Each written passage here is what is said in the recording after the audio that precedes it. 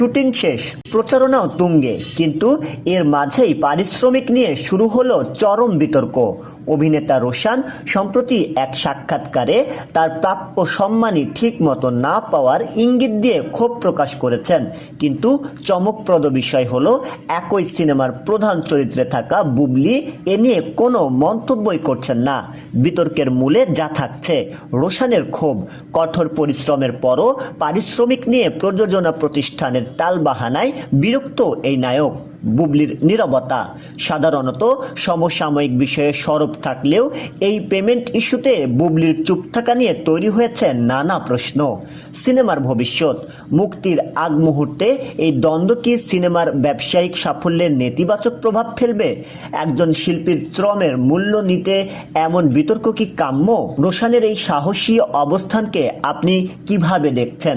ঢালিউডের এই ইনসাইড খবরটি নিয়ে আপনার মতামত কমেন্টে জানান এবং বিনোদন জগতের সব আপডেট খবর পেতে পোস্টটি শেয়ার করুন। শাহরিয়ার হিমেল, ডেস্ক রিপোর্ট, নবরূপ টিভি।